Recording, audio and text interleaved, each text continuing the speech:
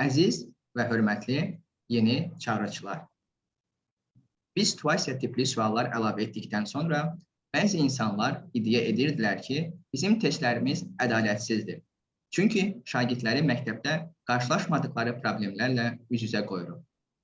O zaman bütün həyat ədalətsizdir. Çünki həyatda əsl sınav o deyil ki, dünən məktəbdə öyrəndiklərimizi xatırlaya bilirik ya yox. Əsl sınav odur ki, bugün gözləmədiyimiz problemləri sabah həll edə bilək. Əgər uşaqlara yalnız öz bildiklərimizi öyrətsək, onlar bizim izimizlə gedəcəklər. Lakin onlara öyrənməyi öyrətsək, onlar istədikləri hər yerə gedə bilərlər. Bu fikirlər Yeni Çağırışlar müzakirə proqramının bugünkü qonağı, İqtisadi Əməkdaşlıq və İnkişaf Təşkilatının baş katibinin təhsil siyasəti üzrə xüsusi müşaviri, təhsil və bacarıqlar üzrə direktoru, PISA, yəni Beynəlxalq Şagird Qiymətləndirilməsi proqramının yaradıcısı cənab Andreas Şleyxerə aiddir. Cənab Şleyxerlə bugün təhsildə dünya standartları barəsində danışacaq. Məlumat üçün bildirim ki, Yeni Çağırışlar müzakirə proqramı Azərbaycan Respublikası Elm və Təhsil Nazirliyinin dəstəyi ilə T-Network platforması tərəfindən hazırlanıb. Cənab Şleyxer, Elm və Təhsil Nazirliyinin dəstəyi ilə T-Network platforması tərəfindən çap edilən Dünya standartları 21-ci əsrin təhsil sistemini necə qurmalı kitabınızın Azərbaycandakı təqdimatından sonra sizinlə yenidən görüşmək çox xoşdur. Dəvətimizi qəbul etdiyiniz üçün sizə bir daha dərin təşəkkür edirik. Xoş gəlmişsiniz. İcazənizlə söhbətimizə keçək.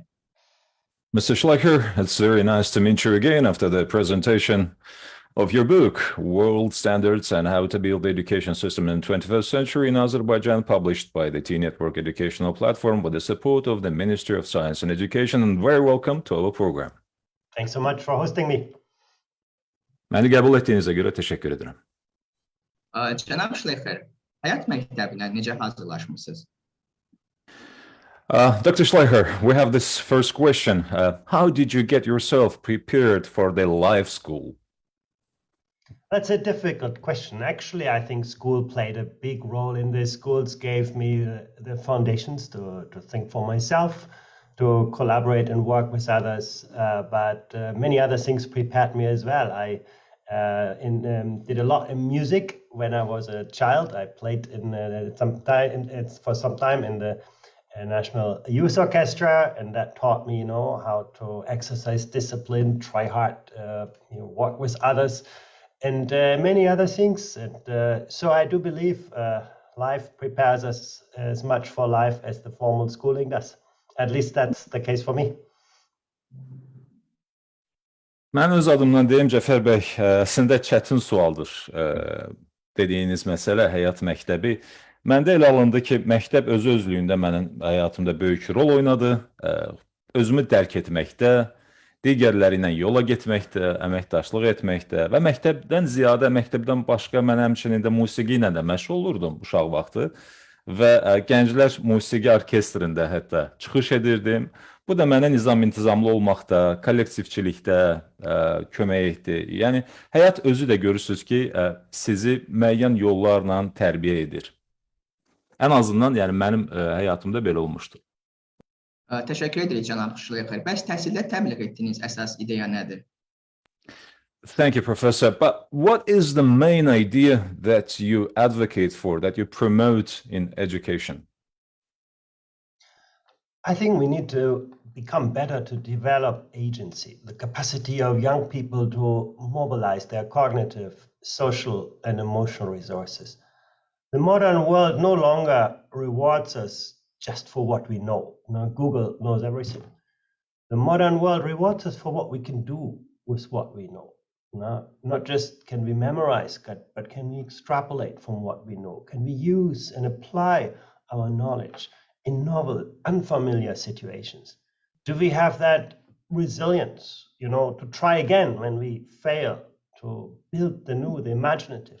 This really, I think, should be the heart of education these days. Cəfər bəy, zənnimcə dediyiniz məsələ ilə bağlı, yəni həqiqətən də təhsildə tətbiq etdiyim əsas fikir, indi xüsusilə sosial, emosional, kognitiv bacarıqları tələbələrdə inkişaf etdirməyə ehtiyac vardır. Tələbələrdə məhz bu bacarıqların təşəkkül tapması zamanımızın çağırışıdır. Çünki artıq hər şeyi bilmək kifayət etmir. Onsuz da Google-da bütün məlumatlar var. Google hər şeyi bilir. İndi daha bizə çox lazım olan bacarıq qeyri-müəyyən vəziyyətlərdə, alışmadığımız, öyrəşmədiyimiz vəziyyətlərdə sahib olduğumuz biliklərdən düzgün istifadədir. İndi uğursuz olan hallarda belə, məyus olduğumuz hallarda belə o vəziyyətlərdən çıxıb, nəticələr, ibrətlər çıxarıb daha da güclü olmaq, daha da dayanıqlı olmaq və sahib olduğumuz məlumatlardan düzgün istifadə etmək. Məncə hal-hazırda təhsildə aparıcı fikir bu olmalıdır. Let me give you an example. You know, science obviously is very important to me. But the question is not just, you know, what do you know in biology, in chemistry? But can you think like a scientist? You know, can you design an experiment? Can you distinguish questions that are scientifically investigable from those that are not? No. Same history. History is not just about remembering names and places. But can you think like an historian? No. Do you understand how the narrative of a society has emerged, how it developed, how it advanced, and sometimes how it unravels when the context changed? What does it mean for the time in which we live today? In mathematics, you know, it's not enough to know how to calculate an exponential function. But do you understand the idea of an exponential function? Do you understand how it can, you know, explain the expansion of a pandemic or growth or climate change? Those are the really enduring features of, you know, deep understanding that schools need to promote, not just, you know, the superficial knowledge. In one way, you know, the idea of schooling today needs to be to teach fewer things at greater depths, not to make our learning a mile wide and just an inch deep. Bilirsinizmi, mən sizə misallar da gətirib ikinci suala cavab olaraq. Mən elmi çox sevirəm, müxtəlif elmləri, amma hal-hazırda elm sahəsində, xüsusilə təhsil istiqamətində dəyişiklik etmək lazımdır. Çünki biz alimlər kimi düşünməyi bacarmalıyıq. Yəni, tələbələr, öyrənənlər, təhsil alanlar, onlar alimlər kimi düşünməyi bacarmalıdırlar. Artıq hansısa elmi faktları, elmi məlumatları bilməklə biz kifayətlənə bilmərik. Elmi sualları verə bilmək çox vacibdir. Əgər bu kimyadırsa, fizikadırsa, yenə də kimyaçı, fizikaçı kimi düşünmək, o məntiqə sahib olmaq və məhz bu fikirlə araşdırmalar etmək çox vacibdir. Və yaxud da ki, tarixdirsə, tək tarixi faktları, tarixi hadisələri, məkanları bilməklə kifayətlənmək olmaz. Bir tarixçi kimi düşünmək lazımdır. Keçmiş cəmiyyətlərin, keçmiş formasiyaların, bəşəriyyətin formalaşmasında olan prosesləri təhlil edib, onu bugünkü günümüzlə, bugünkü cəmiyyətlə müqayisə etməyi də bacarmaq lazımdır. Yəni, günümüzdə keçmiş hadisələr hansı anlam kəsb edir, hansı ibrətləri çıxara bilərik və yaxud da ki, riyaziyyatın özü, müxtəlif düsturlar, müxtəlif funksiyalar. Bu funksiyaların iş prinsipi nədir? Orada əsas məntiq nədir? Riyaziyyatçı kimi düşünmək, hətta riyaziyyatı lazım gələndə həyatdakı müxtəlif hadisələri, COVID-19 pandemiyası kimi belə hadisələrə tətbiq etmək çox vacibdir. Yəni, alim kimi düşünmək və bu düşüncəni tələbələrə aşılamaq da olduqca önəmlidir. Yeri gəlmişkən, əziz həmkarlar, daha çox şəxsin faydalanması üçün təklif edirik ki, Yeni çağırışlar müzakirə proqramını, yəni Cənab Şleyxerlə söhbətimizi öz həmkarlarınızla paylaşasınız və eyni zamanda bu verilişi izləmək istəyən şəxsləri şərh bölməsində də adını qeyd edə bilərsiniz. Biz sizə öz minnətdarlığımızı bildiririk. Cənab Şleyxer, həyat məktəbindən danışmışkən, məktəb həyatı ilə həyat məktəbi arasında balansı qorumaq üçün nə təklif edirsiniz? Professor Şleyxer, thank you for your descriptive answers. Meanwhile, we invite everyone to share the links and to share the posts on today's meeting with the distinguished professor. Well, speaking about, dear professor, speaking about the life school, how should we ensure the balance between the life school and the school of life and the everyday school in terms of education? How do we secure this balance? You know, often schools are very good to keep students inside and the rest of the world outside. And I think it's not about an either or, but the question is, how can we make the doors of schools more open to the real world? How can we bring the experiences from the real world, from the world of work, from in the world of life, into school to make learning more authentic, more project-based, more experiential? Why should we always talk about an experiment when we can ask students to do that experiment in science now? Why can't students, spend some time of their life in the workplace now, actually working with real people, working on real problems, and doing things that have real consequences? I think we need to better integrate the world of work and the world of learning. I think that's a big part of the answer to this. Cəfər bəy, bilirsinizmi, mən düşünürəm ki, bu sualın olduqca önəmli cavab hissəsi məhz həyat məktəbi ilə məktəb həyatının vəhdədidir. Mən bu və yaxud da o sualı kimi qoymazdım, yəni bu məsələni. İkisindən biri kimi qoymazdım. Məncə hər ikisinin vəhdədi, hər ikisinin işbirliyi çox vacibdir. Biz məktəb qapılarının dünyaya açılmasını təmin etməliyik. Cəmiyyətlə onun inteqrasiyasını təmin etməliyik. Gündəlik həyatla məktəb həyatı arasında sıx əlaqə olmalıdır. Məktəbdə təmin olunan bilik və tədris daha da autentik, yəni daha da həqiqi olmalıdır. Layihə əsaslı olmalıdır. Konkret kazuslar üzərində qurulmalıdır ki, bu kazuslarda gerçək həyatdan götürülsün. Biz tələbələri eksperiment etməyə, onların eksperiment etməsi üçün şərait yaratmalıyıq və bu eksperimentlər də həyat əsaslı olmalıdır, həyat bilgili olmalıdır, real problemlər, real kazuslar, real insanlardan ibarət olmalıdır. Odur ki, sualın cavabını mən belə görürəm ki, burada məktəb həyatı ilə həyat məktəbi birlikdə, vəhdət şəklində olmalıdır. I give you an example. In our PISA assessment, we asked 15-year-olds in Baku once, what do you want to do in your life? And surprisingly, more than 1/3 of the 15-year-olds told us that they aspire to jobs that will no longer exist, that are at the highest risk of automation. And that tells us that sometimes, our schools are very good to prepare for our past, but not for the young people's future.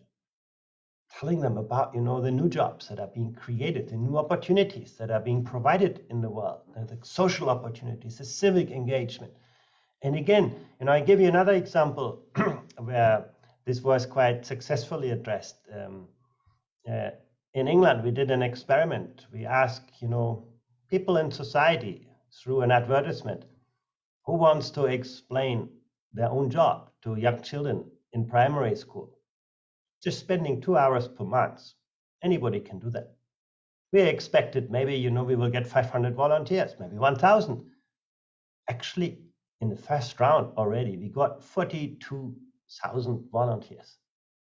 There was a great willingness in society to better connect with schools, to bring the real world into the experiences of young people. Because one thing is for sure, you cannot be what you cannot see. It's very, very important to give particularly the most important career decisions you don't make when you leave school. You make the most important career decisions when you enter school, in the primary years of schooling. That's when you connect to what you learn. That's when you understand, does that matter for your life? So again, I think we can do better to connect the world of schooling that is very important. We need to have rigorous, systematic learning in school, but to connect that better with the world outside the four walls. Cəfər bəy, mən misal gətirim. Daha bir misal sualınıza cavab olaraq, həyat məktəbi ilə məktəb həyatının birləşməsi çox vacibdir.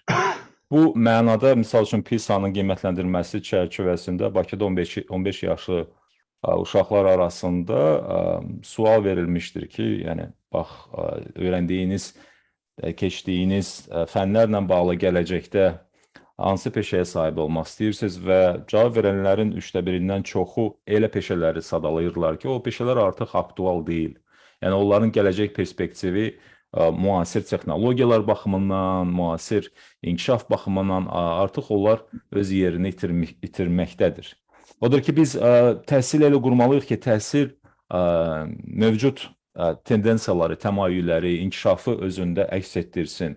Elə elə peşələrlə əlaqəli olsun ki, onların istər sosial peşələr olsun, istər vətəndaş iştirakı olsun, istər yeni texnologiyalar olsun, onlar aktual olsun, labid olsun və bir eksperimenti də sizə qeyd edim. İngiltərədə keçirilmişdir belə eksperiment.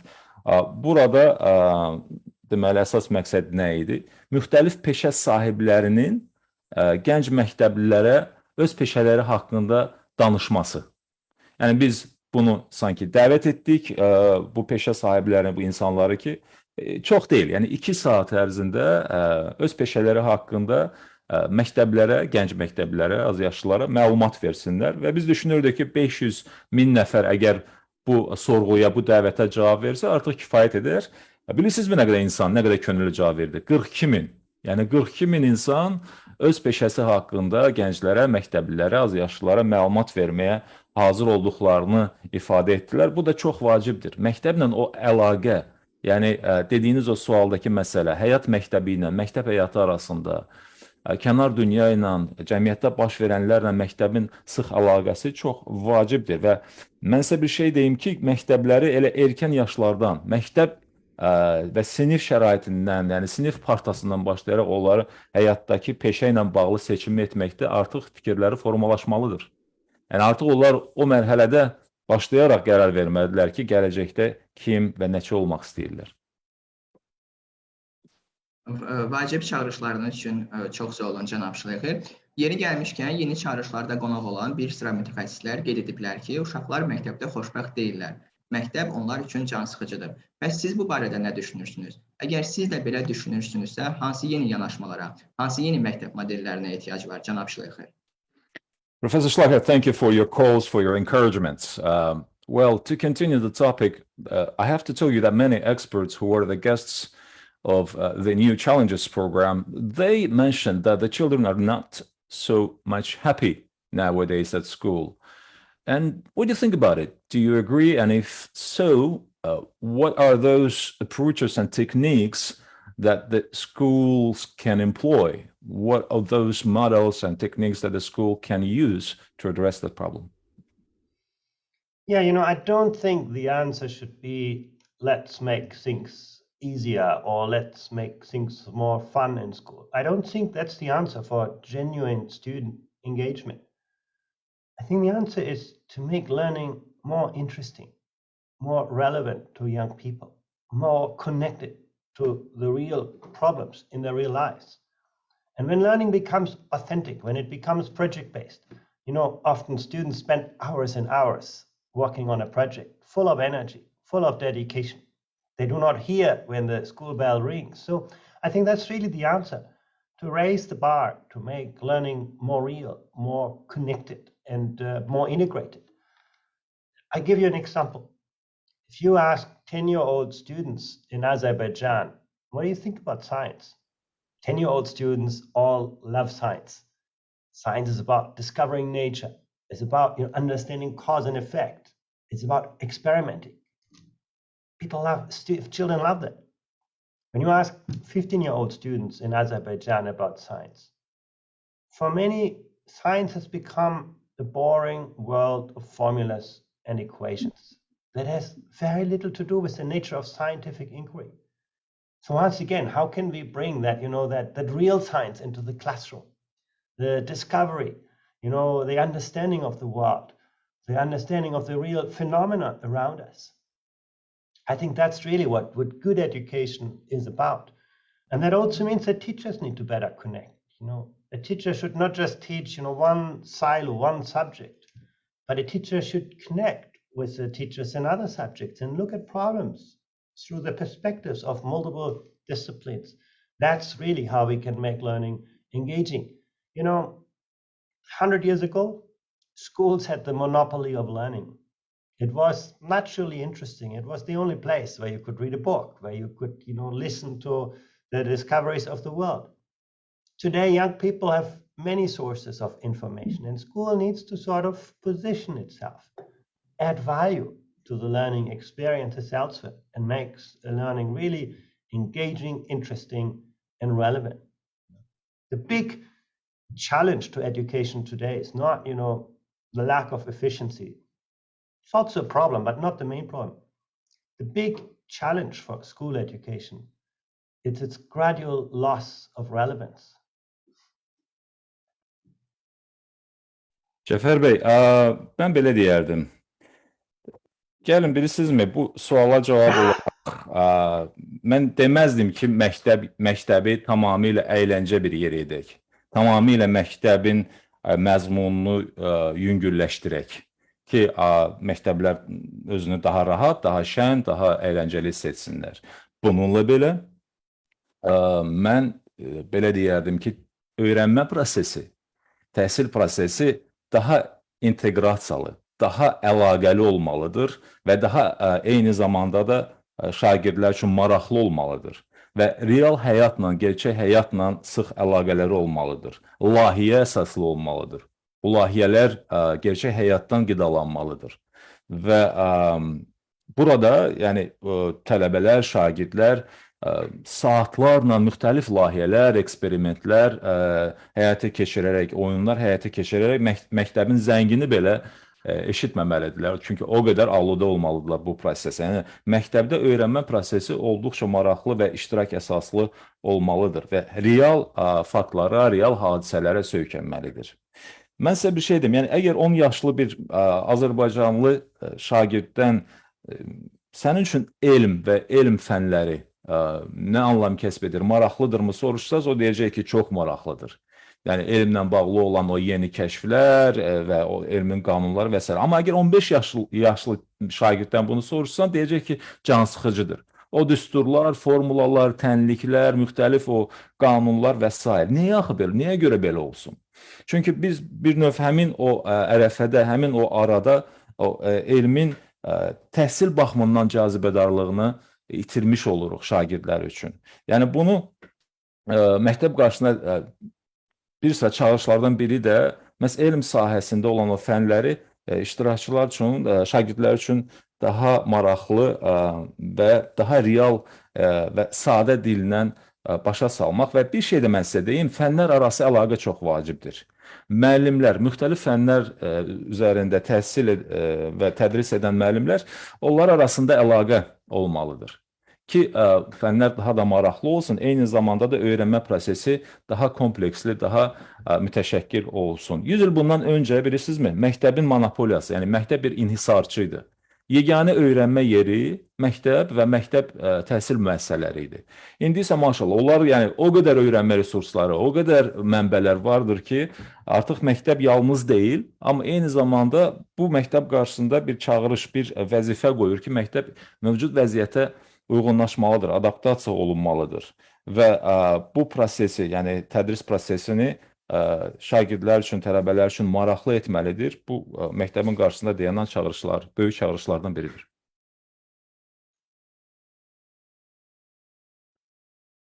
Çox sağ olun, cənab Şleyxer. Bizim üçün maraqlıdır. Qabaqcıl təhsil sistemlərinin ortaq xüsusiyyətləri nədir? Ümumiyyətlə, PISA təcrübəsi bu barədə bizə nə deyir? Dünya təcrübəsində rastlaşdığınız hansı məqam sizi yaxşı mənada təəccübləndirib? Thank you, Professor Şleyxer.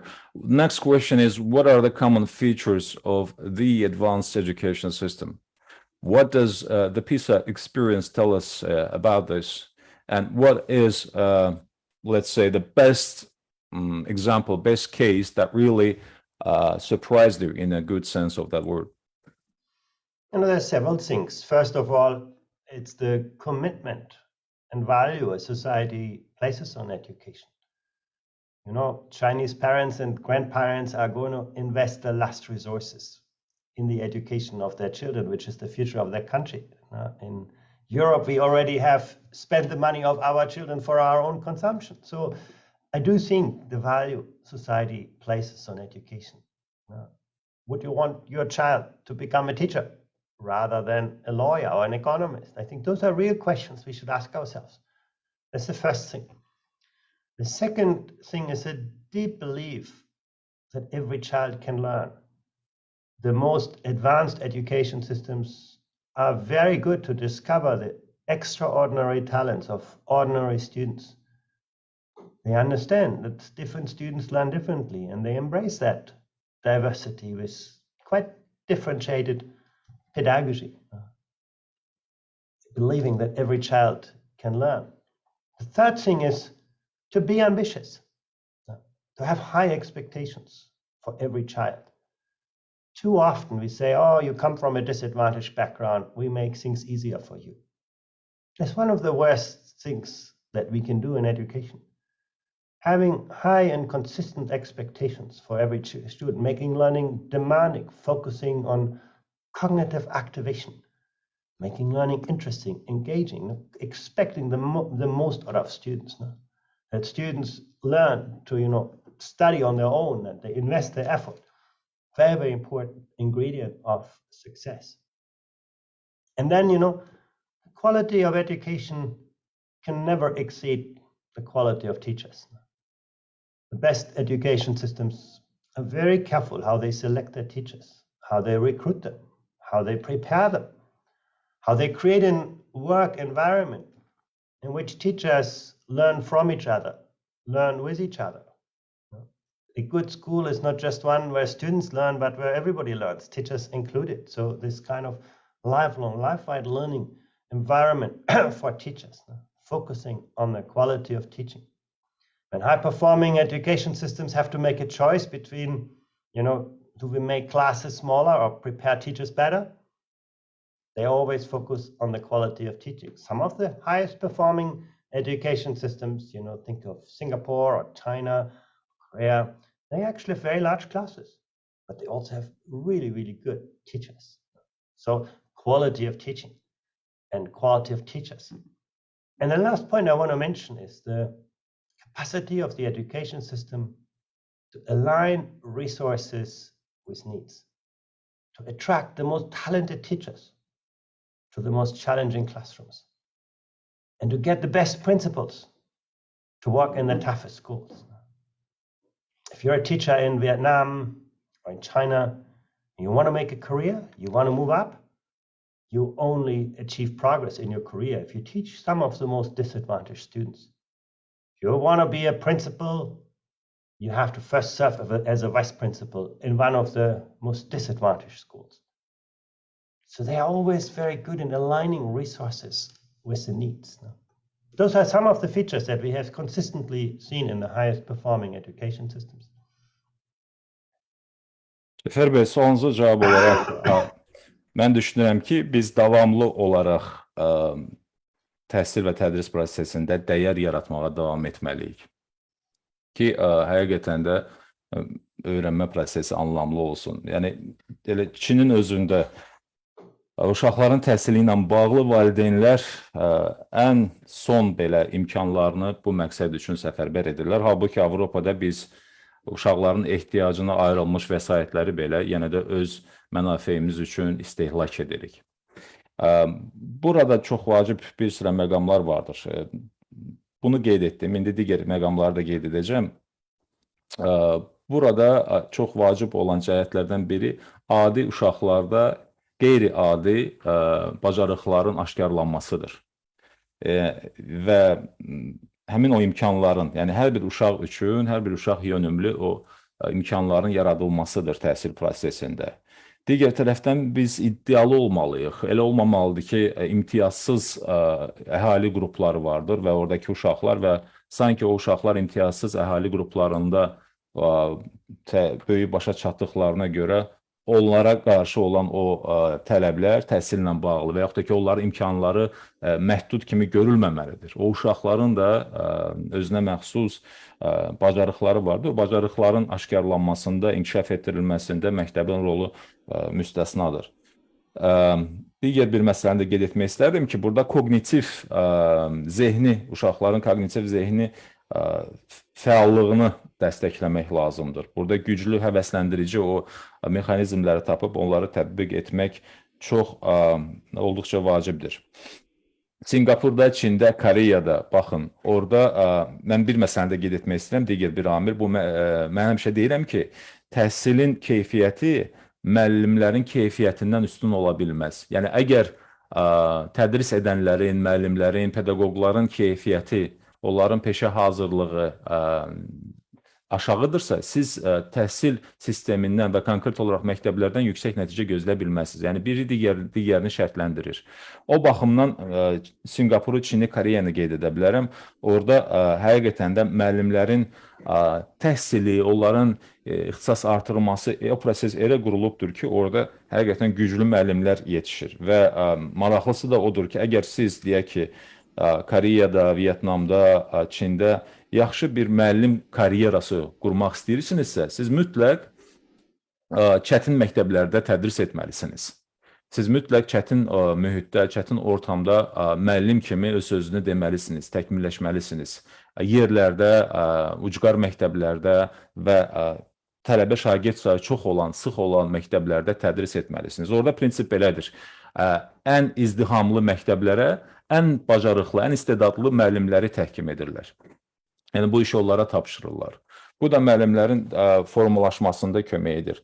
Yəni, bizdə elə düşüncə var ki, Avropada daha çox siniflərin az izdihamlı olmasına çalışırlar ki, şagird sayı çox olmasın, düşünürlər ki, şagird çox olarsa, burada tədris və təlim prosesi zəif olacaqdır. Belə deyil. Hər bir şey həmçində müəllimin bacarığından, onun yaradıcılığından asılıdır və qeyd etdiyim kimi, həmin o ölkələrdə, sadadığım ölkələrdə bu proses belə qoyulmuşdur və öz bəhrəsini verməkdədir.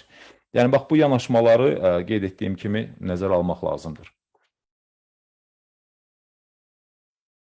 Cənab Şleyxer, hər hansı təhsil sisteminin keyfiyyəti onun müəllimlərinin keyfiyyətindən üstün ola bilməz fikrinizin fonunda müəllimlərin hazırlığı və inkişaf etdirilməsi istiqamətində tövsiyələriniz nədir? Müəllimləri tədqiqatçılığa necə sövq edək? Professor Şleyxer, just like you said, on the background of the idea that the quality of the education system cannot surpass, cannot exceed the quality of the teachers or the teachers' preparation. So what do you think, what we can recommend in terms of the teachers' preparation, the teachers' education? What should be the main ideas, the headliners, if you like, in teachers' education? That's a good question. You know, I think the initial preparation of teachers obviously is very important. Do we give them a solid foundation on the subjects that we'll be teaching, or a solid foundation on how different students learn differently, the pedagogy, a solid foundation on their students themselves, so that they can become not just good instructors, but good coaches, good mentors, good facilitators, good evaluators, good designers of innovative learning environments. Now, that's what a good initial teacher education will give teachers. But actually, far more important than the preparation of teachers is the work environment in which teachers work when they are in their schools. Do they have time to observe other teachers' classrooms?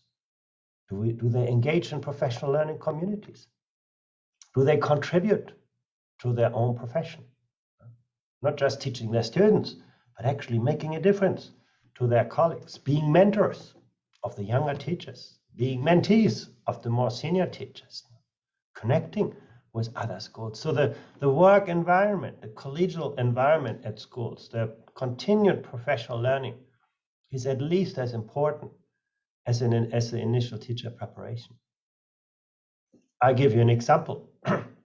You know, in the city of Shanghai, they have a digital platform where teachers can share their lesson plans, their projects, their ideas, and they combine that with reputational metrics. So the more other teachers download your own lessons, criticize your lessons, improve your lessons, further develop them, the more you get visibility in the education system. And at the end of the school year, your school principal will ask you not only how well did you teach your students in the class, but also what contribution did you make to your profession? How do other teachers look at your teaching? How did you contribute? How did you improve the work of your colleagues? So that's really important, that we have not just a high degree of professional autonomy, that teachers can do what is right, but also a very collaborative culture and a strong teaching profession. That is where the learning, the lifelong learning takes place. Why do I say this? Because even the best initial teacher preparation cannot possibly prepare teachers for all the challenges they face today. Think of the pandemic. You know, we didn't know about this pandemic 10 years ago, 5 years ago, 3 years ago. Suddenly teachers need to teach in a different way. They need to use advanced technologies. So their readiness to continue to learn is really, really important. Cəfər bəy, mən belə qeyd edərdim ki, ilkin müəllimlərin təhsili, yəni o bildiyimiz o universitet təhsili təbii ki, olduqca önəmlidir. Burada güclü təməlin qoyulması, fənlərlə bağlı, müəllimlərin fən üzərindən ixtisaslaşması və burada güclü təməlin qoyulması vacibdir. Digər tərəfdən biz o fənlə bağlı, ümumi müəllim təhsili ilə bağlı olan elementlərlə yanaşı, həmçinin müəllimlərdə digər bacarıqlarında formalaşmasına çalışmalıyıq. Söhbət pedaqogikadan gedir, söhbət tələbə yönümlü yanaşmadan gedir, tələbə ehtiyaclarının, şagird ehtiyaclarının müəyyən olunması və fərqləndirilməsindən gedir. Söhbət müəllimlərin tək bir müəllim kimi deyil, bir pedaqoq kimi, bir təlimçi kimi, bir fasilitator kimi, bir mentor kimi formalaşmasından, müəllimlərin öyrənmə prosesinin dizayn edilməsi, tərtib edilməsi ilə bağlı da müəyyən bacarıqlara yiyələnməsindən gedir. Digər tərəfdən bu təməl məsələlərlə yanaşı müəllimlər üçün o münbit mühitin yaradılması çox vacibdir. Söhbət məhz müəllimlərin iş mühitindən gedir. Nə dərəcədə müəllimlərə şərait yaradılır ki, onlar digər həmkarlarının dərslərini izləyə bilsinlər, müşahidə edə bilsinlər. Nə dərəcədə onların vaxt və yenə də deyirəm, şərait baxımından imkanı vardır ki, peşə inkişafında öz töhfələrini verə bilsinlər. Həm mentor olsunlar, həmçinin də yəni digər müəllimlər üçün mentor olsunlar, həmçinin də digər müəllimlərin onlar üçün bir mentor kimi köməklik göstərilməsində iştirak etsinlər. Burada kollegial, yəni bu həmkar mühitinin formalaşması, kollegial mühitin formalaşması çox vacibdir. Baxın, Şanxaydan mən sizə bir misal gətirim. Çində Şanxayda belə bir rəqəmsal platforma var. Bu platformada müəllimlər öz tədris planlarını, öz tədris yanaşmalarını, dərslərlə bağlı suallarını, fikirlərini, təkliflərini, mülahizələrini, tövsiyələrini, ideyalarını həmin o platforma üzərindən paylaşırlar. Və həmin platforma olduqca səmərəlidir. Bilirsinizmi həmçinin niyə? Bu, birbaşa müəllimlərin peşə inkişafı və onların nüfuzu ilə də əlaqədardır. Bir nə qədər müəllim həmin platforma üzərindən çox paylaşım edərsə, bir nə qədər digər həmkarlarının inkişafı üçün töhfə verərsə, dəstək olarsa, bir nə qədər aktual məsələ qaldırarsa, bir o qədər sonradan müəllimin fəaliyyətinin qiymətləndirilməsi zamanı direktor tərəfindən, yəni məktəbin rəhbərliyi tərəfindən daha yüksək qiymət alacaqdır. Ya da bu onun peşə inkişafı baxımından, karyera inkişafı baxımından əməli bir alətdir. Bu alətin yəni konkret təsiri də vardır. Yəni biz müəllimlər üçün həm şərait yaratmalıyıq, onların peşəkar inkişafı baxımından, digər tərəfdən onların kolleqalarına, yəni həmkarları ilə iş birliyi baxımından, yəni onların inkişafı üçün də lazımi şəraitlər yaratmalıyıq. Bir şey də mən sizə qeyd etmək istərdim. Bu şərait öz yerində, amma müəllimlər də həmçinin öyrənməyə həmişə açıq və hazır olmalıdırlar. Biz başa düşməliyik ki, universitet təhsili ilə müəllimin formalaşması prosesi bitə bilməz. Biz bundan məhdudlaşa bilməyirik. Baxın, COVID-19 bunu sübut etdi. Yəni, bir nə qədər müasir həyatda gözlənilməz hadisələr var. Qeyri-müəyyənliklər var və müəllimlər bu qeyri-müəyyən şəraitdə belə o şəraitə adaptə olmaq, yeni bilik və vərdişlər əldə etməyə həmişə hazır olmalıdırlar. Cənab Şleyxer, ətraflı cavablarınız üçün sizə dərin təşəkkür edirik. Yeri gəlmişkən biz bu yaxında bir qrup təhsil işçisi və məktəb direktoru ilə birlikdə Finlandiyaya səfər etmişdik. Orada olarkən bizə məlumat verildi ki, dərsdən sonra müəllimlər tədqiqatla məşğul olurlar. Hətta sinifin idarə olunması üzrə ayrıca ixtisas var. Bu ixtisası bitirənlər yalnız sinif rəhbəri işləyirlər. Sizin sözünüzə qüvvət, orada da qeyd olundu ki, deməli, Finlandiyadakı baxış belədir ki, ən yaxşı müəllim ömür boyu şagird qalmağı bacarandır. Bu arada, əziz izləyicilərimiz, Cənab Şleyxerin 21-ci Dünya Standartları 21-ci əsrin təhsil sistemi necə qurmalı kitabında Cənab Şleyxerin miflər haqqında xüsusi bölməsi var və orada da o xüsusilə vurğulayır ki, kiçik siniflər həmişə daha yaxşı nəticələr verir fikri bir mifdir. Professor Şleyxer, thank you for your insights. By the way, recently, together with the educators and the team of the teachers, we traveled to Finland for the study tour, for the exchange of expertise, and that was extremely interesting. And what we have discovered that the teachers in Finnish schools, they also are engaged in extra class researches, in extra class studies and surveys. And there is also a discipline, which is the school management, and the graduates, the teacher graduates of the school management faculty, they become the school heads, head of the schools, head of the classes, pardon me, head of the classes. So that shows, and by the way, in Finland, they say that the best teacher is the one who remains a student for the lifetime. So just to follow up, Professor, in your book, World Class, How to Build a 21st Century School System, you talk about the myths of the schooling, like the way to raise the standards is to select students according to their abilities, like small classes always do better. So which of these myths would you like to highlight in today's program? Oh, there are so many myths that actually take our view away from what really matters in education. The point you mentioned about the size of class is important. Of course, parents like smaller classes, teachers like smaller classes, but if you have to spend your money, if you can spend money only once, investing resources in a better teaching environment is so much more important than investing it in a smaller class. That's just a good example of a myth that actually disturbs the strive for a better education. Or, sometimes we think, students with a disadvantaged background or an immigrant background, they drag the results of the education systems down. It's not true. Actually, the share of students with disadvantage or with an immigrant background has very little to do with the performance of an education system. Some countries are very, very good in, capitalizing on the learning of all students. So I think, again, it's an easy distractor that helps us. Now, a more difficult myth is the one where we think that we need to select students very early and track them academically, find out who's bright, very young, and then give them the best education. And for the others, we do a more second-class education. That sounds very plausible, but it's actually very destructive because it creates the wrong mentality for teachers. It gives teachers the impression, I only have to pick and choose who's bright. I don't have to invest effort into every student's learning. And for students, it destroys the growth mindset. If you no longer experience, great students around you, why should you study hard?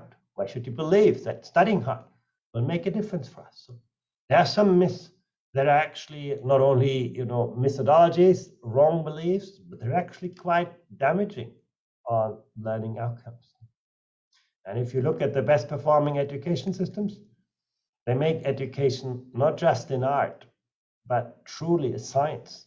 They really understand what matters for whom and for what purpose. Cəfər bəy, əslində bu miflər çoxdur. Onların sayı təhsildə belə bir miflər çoxdur və onların hamısı bizi təhsildə olan baxışlarımızı yayındırmağa gətirib çıxarır. Yəni bizi əsas məsələlərdən yayındırır, bizim o diqqətimizi, fokusumuzu qırağa çəkir. Bunlar arasında, yəni sizin də qeyd etdiyiniz kimi, kitabda əks olunduğu kimi, kiçik siniflər ideyası. Sanki kiçik siniflər az sayda və az izdihamlı olan siniflər daha yaxşıdır. Bunu qeyd etmək lazımdır ki, həm müəllimlər, həmçinin də valideynlər bu ideyanı bəyənir. Amma onun səmərəlik baxımından heç bir əsası yoxdur. Yəni biz bunu qeyd etdiyim kimi, ən izdihamlı siniflərdə belə adını çəkdiyim o məktəb nəticələri yaxşı olan ölkələrdə necə idarə olunduğunu görürük. Yəni bu məsələni qabartmaq əvəzinə daha çox müəllimlərin inkişafına diqqətimizi yönəltmək, müəllimlər üçün iş mühitinin yaradılması, onların inkişafı üçün o mühitin yaradılmasına fikir versək daha verimli, daha yaxşı olar. İkinci mif odur ki, yenə də deməli imtiyazsız əhali qruplarından olan və xüsusilə bu immigrant tələbələr vardır, mühacir tələbələr vardır ki, güya ki onların nəticələri daha zəif olur, onlar öyrənmədə daha ləng inkişaf edirlər. Bu da tamamilə əsassızdır. Bunun da necə inkar edildiyini biz görə bilərik onların nəticələrinə görə. Bəzi ölkələrdə bununla bağlı çox gözəl nəticələr vardır. Digər miflər arasında odur ki, tələbələr, şagirdlər arasında diferensiasiya aparmaq lazımdır. Yəni, bacarıqlara görə kimin hansı meyilli və hansı fənlərə meyilli olduğunu və yaxud da ki, hansı fənlərdə daha yaxşı olduğunu əsas götürərək, kimin daha istedadlı olduğunu əsas götürərək onları qruplara, siniflərə bölmək lazımdır. Bu da tamamilə əsassızdır. Biz bununla ayrı seçkilik etmiş oluruq və digər şagirdlərdə belə fikir formalaşır ki, mən nə üçün çalışmalıyam, nə üçün səy göstərməliyəm, inad göstərməliyəm. Əgər sistem daha istedadlı, yəni hesab edilən, belə deyək, daha istedadlı hesab edilən şagirdləri ön plana çəkir və bu da ayrı seçkiləri gətirib çıxarır və şagirdlər arasında o həvəsləndirməni də söndürür. Yəni, bax, bu məsələlər olduqca vacibdir. Ən yaxşı təhsil sistemləri o sistemlərdir ki, orada məhz həm şagirdlər, həm tələbələr və müəllimlər üçün birgə fəaliyyət və inkişaf üçün o mümbit mühit yaradılır. Cənab Şleyxer, ən yaxşı təhsil sistemləri demişkən, sizin kitabınızdakı bir cümlənin altını xüsusi çəkmək istərdim. Siz qeyd edirsiniz ki, ən yaxşı təhsil sistemləri bütün uşaqların öyrənmə potensialına güvənərək bütün uşaqları ən yaxşıya götürürlər. Bəs hər kəsin yaxınlığındakı məktəbin ən yaxşı məktəb olması fikrini necə reallığa çevirə bilərik? Ümumiyyətlə, bu baxımdan məktəb direktorlarının üzərinə hansı işlər düşür və yeri gəlmişkən elə məktəb direktorlarının inkişafı və liderlik bacarıqlarının artırılması baxımından hansı qabaqcıl təcrübələr var? Professor Şleyxer, based on the idea that the best education system are those which help the children to realize their potential and those systems which take the children to the level that they would like to achieve and to build their skills. So given that idea, what do you think? What are the key main subject competences? What are the key skills that we need to develop, and how these skills should be brought to the center of the learning environment? Well, I think students who can learn for themselves, who develop that agency, that capacity to not only learn answers, but to learn to raise questions, not only to reproduce the established wisdom of our times, but to question that wisdom. I think that's really important, that critical thinking, that creative thinking, that imaginative thinking. Social skills are important. Can you collaborate with people who are different from you? In society, not everybody thinks like you, works like you. But can you actually, work together with people who come from different traditions, different perspectives, maybe different cultures? I think that's also very, very important today, to collaborate effectively, to connect ideas, to work with people from different disciplines. If you are a scientist, can you think like an artist? Can you think like a philosopher? I think that's very important to do. Innovation is no longer just about you being very good in one field of specialization, but you being able to connect the dots where the next big idea is going to come from. And if we want to create that capacity in students to think across the boundaries of disciplines, we need to create more opportunities for teachers to collaborate across school subjects. So I think these are all very, very important dimensions of success. Last but not least, that cognitive, social, and emotional resilience, that in this world, we will experience sudden disruptions, sudden changes, and they shouldn't throw us back. They should provide opportunities for us, for personal growth, for individual growth.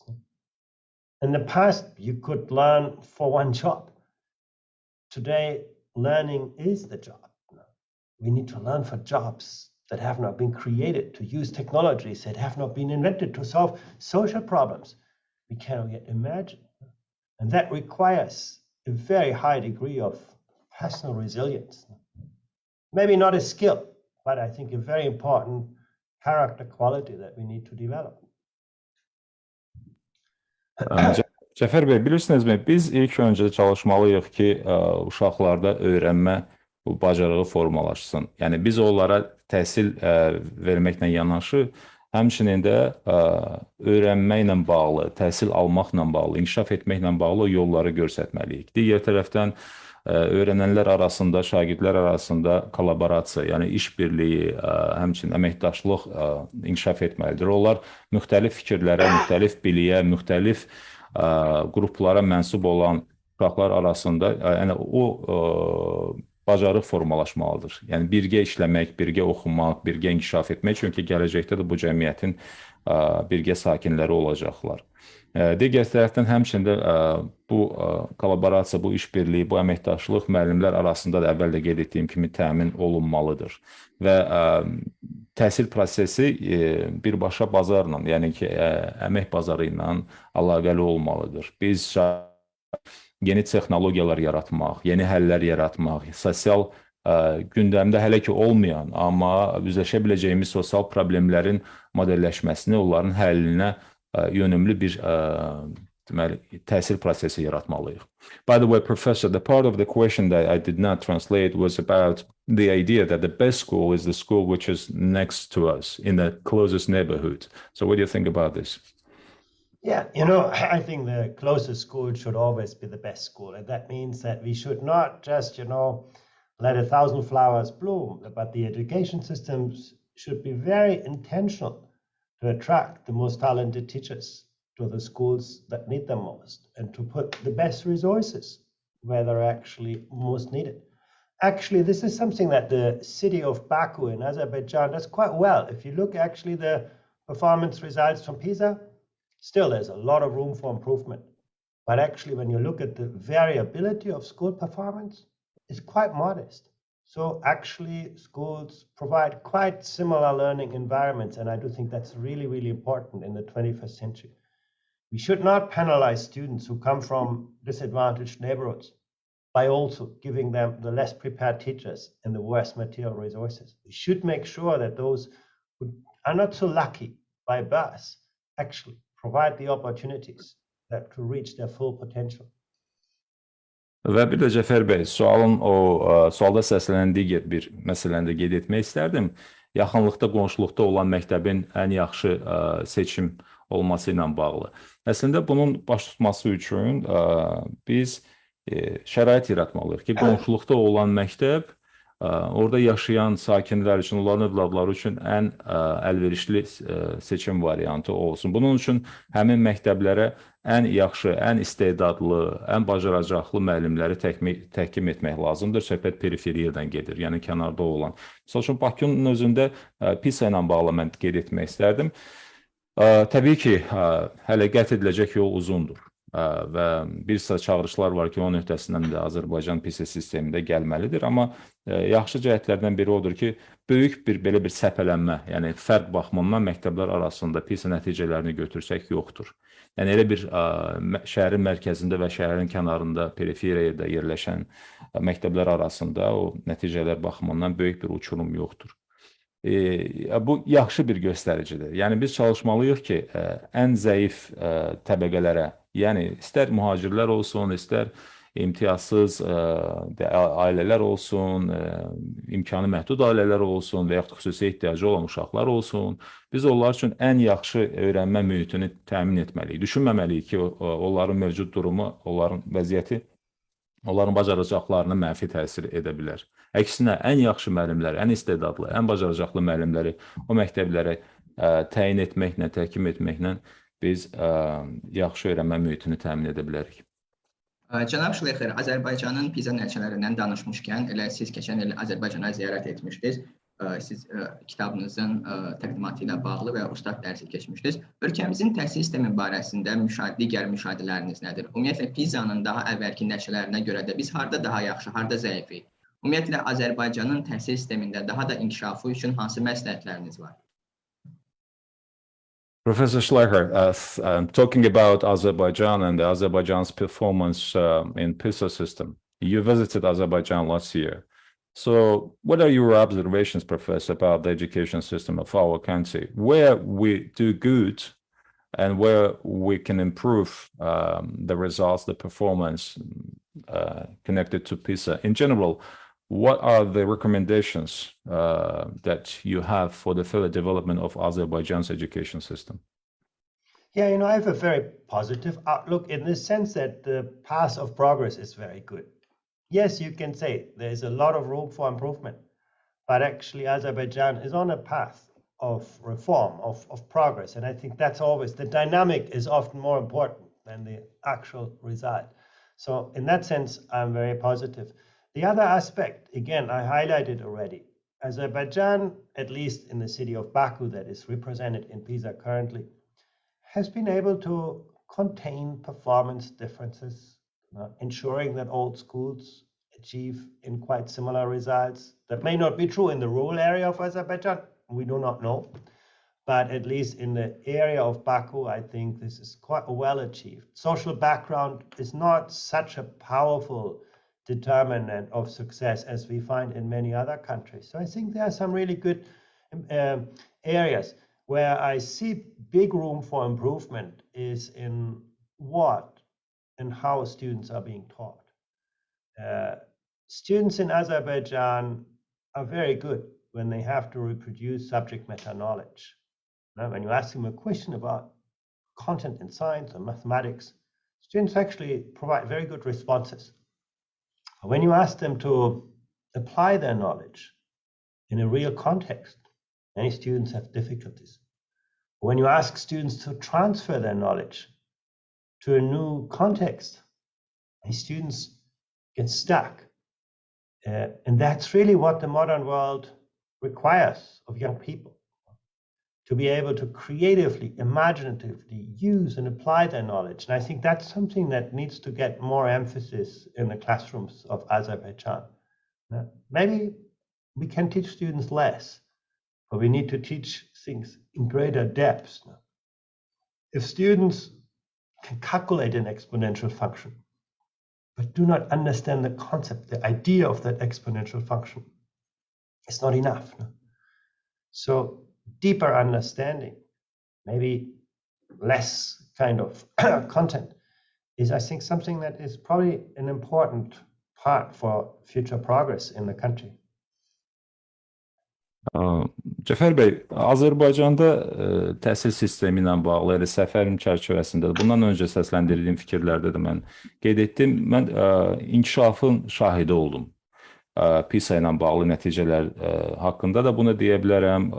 Azərbaycanda və konkret olaraq Bakıda bu nəticələr məktəblərin timsalında biz görürük ki, belə bir uçurum, böyük bir fərq yoxdur.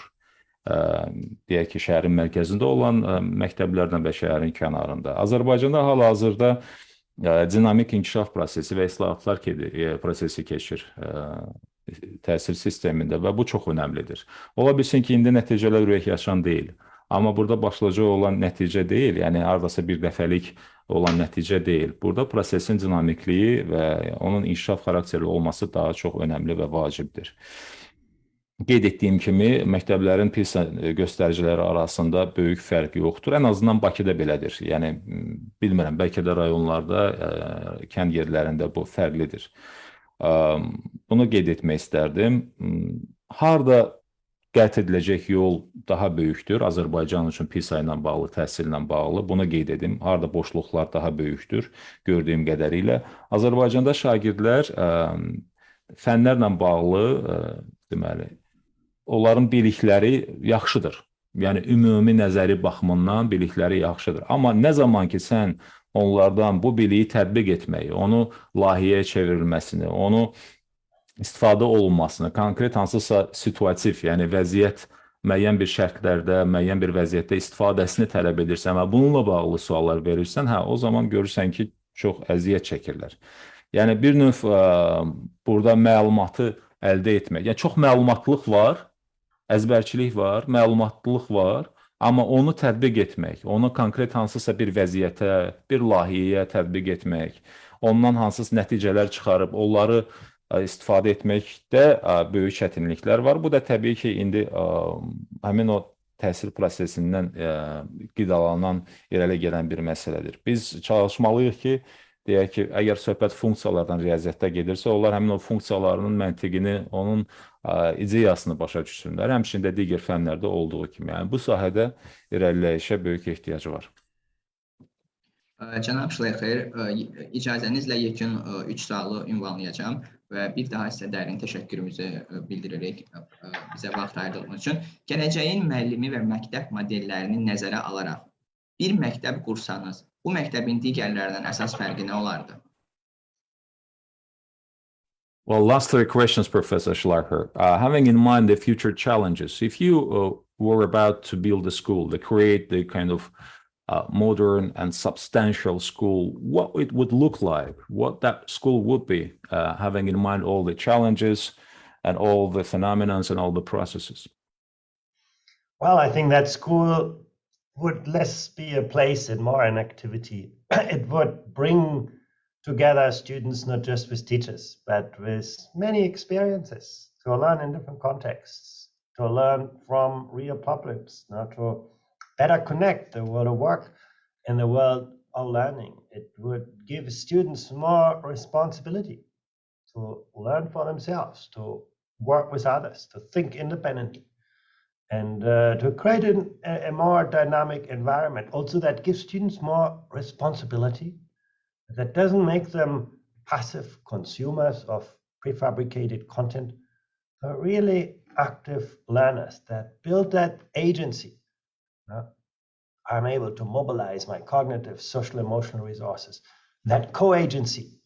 I work with my classmates to achieve common goals.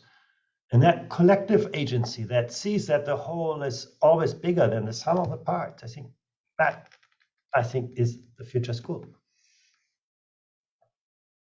Cəfər bəy, gələcəyin məktəbi deyəndə mən burada daha çox məhz fəaliyyət əsaslı məktəb deyərdim. Şagirdlərin daha çox fəaliyyətdə olduğu, daha interaktiv, onların iştirakçılığı daha yüksək səviyyədə olan bir məktəb görürəm. Ki, burada həm müəllimlər öyrənirlər, həm tələbələr, şagirdlər öyrənirlər. Bu təcrübə əsaslı bir məktəbdir. Burada sıx əlaqə var kənar dünya ilə məktəb arasında. Peşə və işlərlə yenə də tədris olunan fənlər arasında. Burada məktəblilərə daha çox məsuliyyət, daha çox hüquqlar verilir. Onlar öz ehtiyaclarını müəyyən edib, onların ehtiyaclarının qarşılanması üçün öyrənirlər. Fərdi şəkildə öyrənmək, fərdi şəkildə düşünmək qabiliyyəti sərbəst şəkildə daha doğrusu aşılanır. Burada dinamik bir mühit var. Qeyd etdiyim kimi daha yüksək səviyyəli, daha aktiv fəaliyyətlər var. Burada şagirdlər, yəni bu məktəbdə şagirdlərin sosial və emosional bacarıqları formalaşır, kollektivçilik formalaşır və müxtəlif problemlərin həll olunması üçün də bacarıqlarının formalaşması üçün bir mühit var. Belə bir məktəb qurardım. Cənab Şleyxer, deməli, bizim proqramımızın ənənəvi bir sualı var. Sual belədir ki, təhsildə yeni çağırışları 8 güşəli ulduza bənzətsək, bu çağırışlar nələrdən ibarət olar sizcə? Professor Şleyxer, we have a traditional question that we address to our distinguished guests. So if we compare the new challenges in education to an 8-pointed star, what do you think these challenges would consist of? How would you express, each point, each corner of this star as new challenges in education? Tell me again, you want me to name the 8 dimensions or what is the question? Siz mənə daha dəqiq deyin, Cəfər bəy, siz mənə bu 8 güşənin nədən ibarət olduğunu soruşursunuz da, belə başa düşürəm. Bəli. Sizin üçün bu 8 güşə nədən ibarət olar? So what would be those challenges, those 8 challenges which create this star? Yeah, I think making education more relevant, really focusing on the future, on the needs of the future generation rather than on the experience of our past. That for me would really be the very first challenge. The second is really to ensure that all students benefit from excellent learning, that our education systems become more inclusive, more equitable. In the past, our economies only needed a few well-educated workers. Educations could sort people. Now, We need everybody. We need to become better at utilizing everybody. The third really is, and I think we're making progress on this, to make teaching more attractive for great people. Not just financially more attractive, not paying teachers adequately, but also making teaching intellectually more attractive. Making sure that teachers really face a very interesting career and want to work there for their life, not just as a job, but really as a genuine profession. I think that's important. And that connects to the fourth challenge. How well do we, align our resources with needs?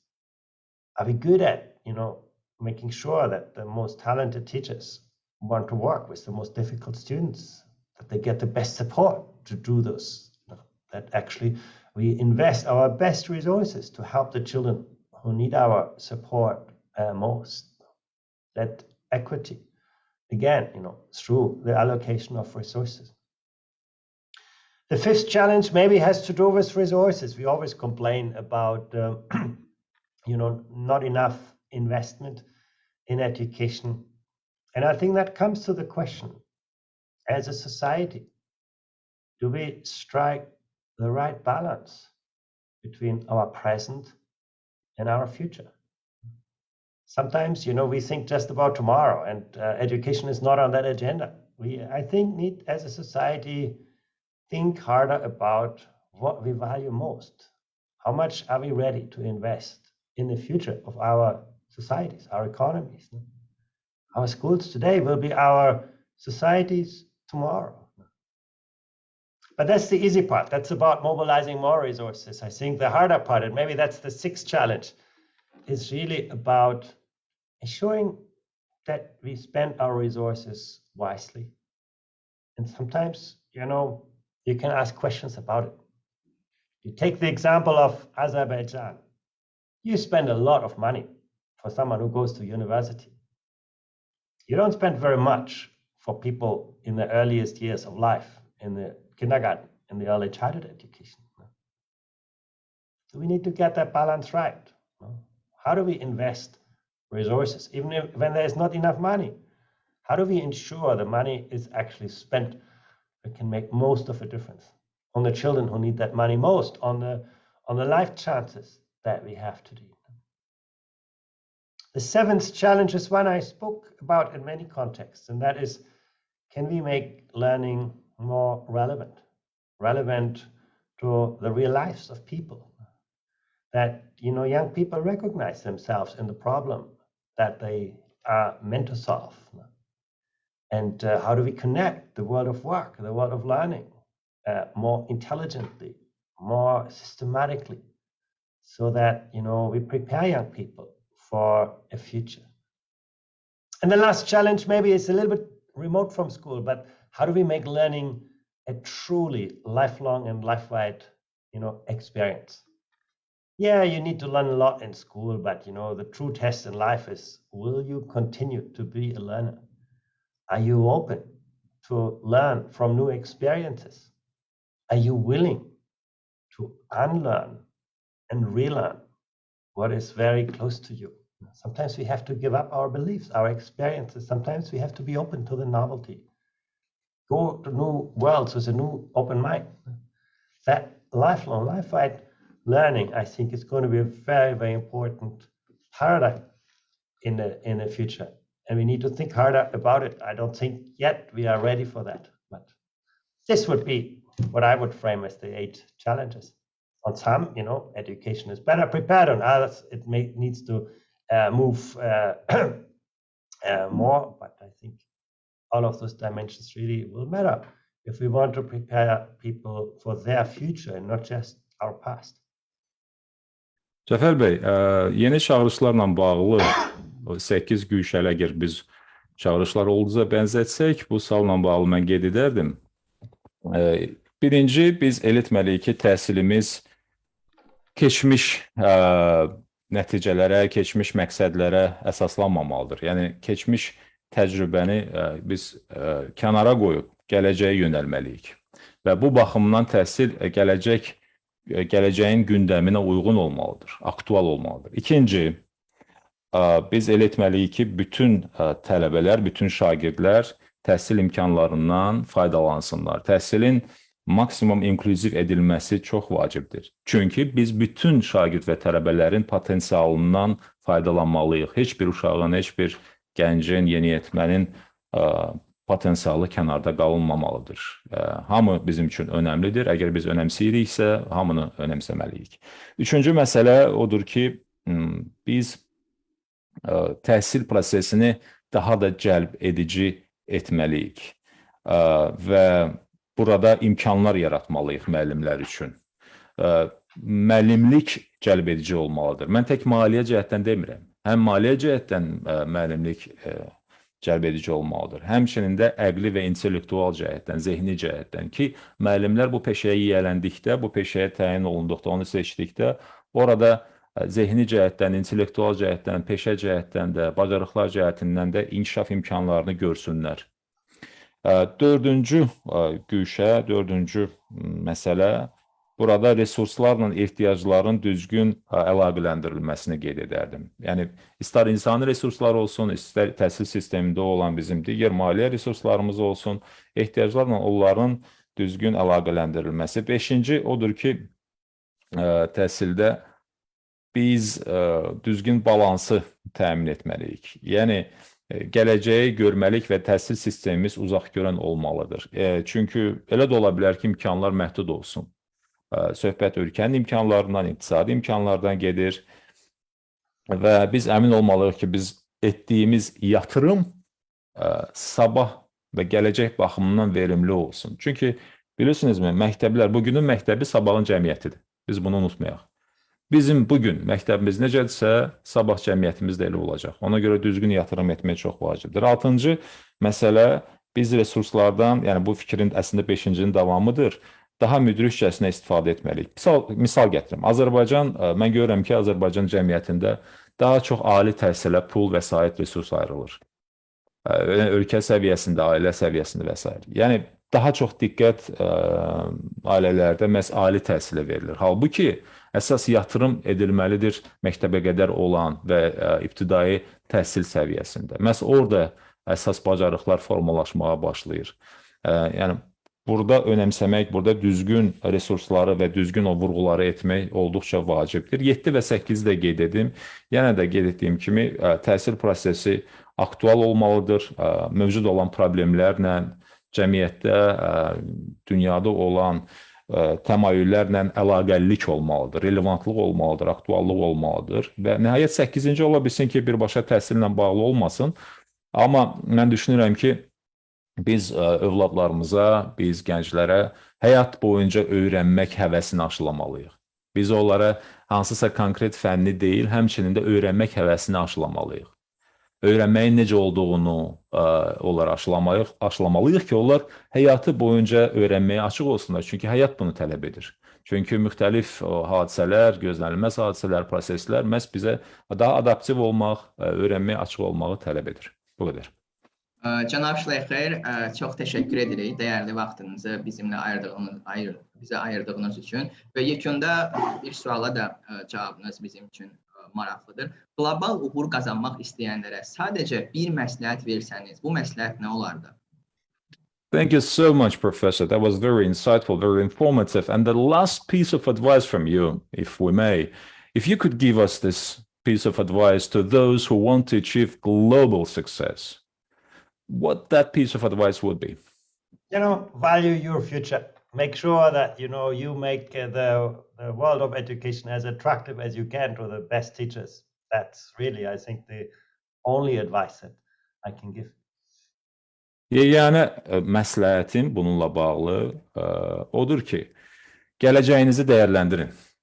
Gələcəyinizi indidən dəyərləndirin və elə edin ki, ən yaxşı müəllimlərin formalaşması üçün bir mühit, cəlbedici mühit formalaşsın. Yəni, insanlar həqiqətən də ən yaxşı müəllim olmaq üçün can atsınlar, belə bir şəraitə sahib olsunlar. Yəni məsləhətim budur. Çox sağ olun, cənab Şleyxer. Bir daha sizə dərin təşəkkürümüzü bildiririk və biz sizi böyük səbirsizliklə Azərbaycanda gözləyirik. Əziz həmkarlar, məlum olduğu kimi noyabrın 5-də təhsildə yeni çağırışlar 3-cü beynəlxalq forumu keçiriləcək və bu forumda əsas məruzəçi cənab Şleyxer olacaq. Yeri gəlmişkən biz deməli 3 nəfərə təsadüfi üsulla seçilən 3 nəfərə cənab Şleyxerin kitabını hədiyyə verəcəyimizi söz vermişdik və biz onların adını açıqlayırıq. Sonra Hüseynova, Xəyalə Əsədova və Gülnar Nəzərova bu şəxslər deməli bizimlə əlaqə saxlayaraq kitabı bizdən əldə edə bilərlər. Forumda qeyddən keçməyə tələsin. Bunun üçün siz deməli qeydiyyat linkini T-Network-ün səhifəsindən əldə edə bilərsiniz. Təşəkkür edirik. Və yekunda mən bir hekayəni dilə gətirmək istəyirəm, ənənəyə sadiq qalaraq. Deyirlər ki, 2 növ rəhbər var. Onlardan biri müəssisədə yaxşı nəticə olduqda güzgüyə, pis nəticə olduqda isə içlərinə baxır. Digər rəhbər isə uğurlu nəticə olduqda içlərinə, pis nəticə olduqda isə güzgüyə baxır.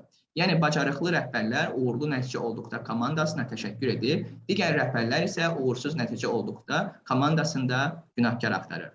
Bəlkə əsas çağırışlardan biri özünü tənqid, özünü təhlildir, elə deyilmi? Növbəti yeni çağırışlarda görüşənədək.